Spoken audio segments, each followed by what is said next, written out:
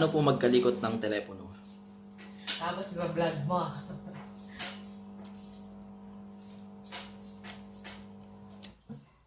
Okay.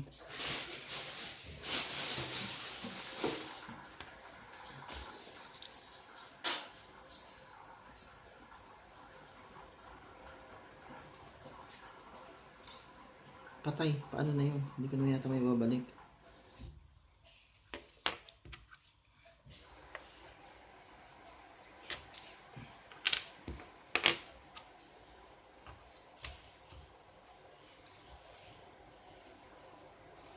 Yun lang, matigas si Dudong.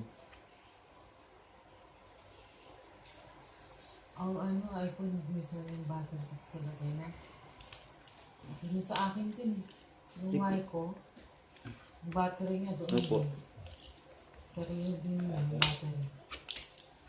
Nagkalikot. Nangangarap mag may iPhone. Nangangarap mag Ano na pala talaga? Sira na? Lobo na? Hindi to original eh. Ano na lang to? China. Pinalitan na. Kasi nakatape na lang. Dapat nakaglue to eh.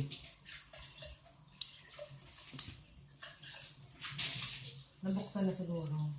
Kaya di ba binigay kay Mayan?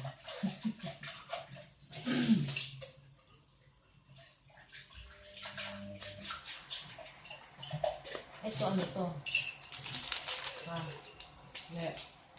Ayun sa ano ta? Ha? Sa computer yan dito. Computer. Hard disk. Ang memory. Oo, memory. Para marami. Para malaking memory. Papalitan mo ang memory. Yung dadagdagan ko lang. Yung dalagay. Sayang. Hindi naman nagagamit. 500 GB pa yan. Ayan.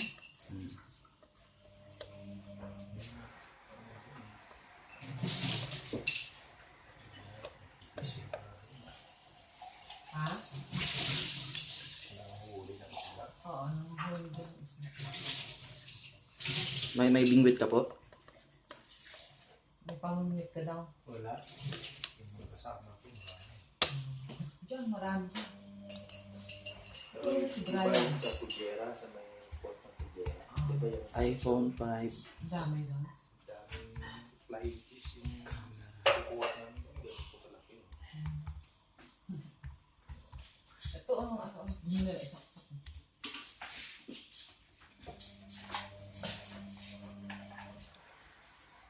Ay, shit.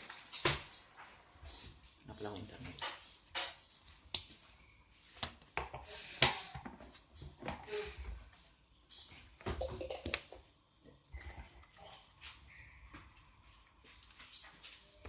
Pailawin mo yung ilaw.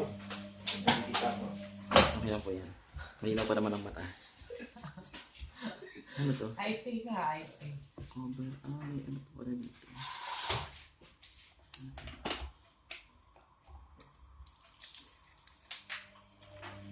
Bakit di matanggal?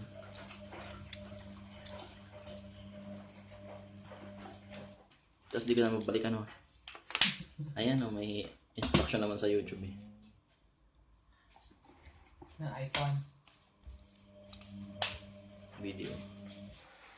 Tapos biglang namatay yung internet.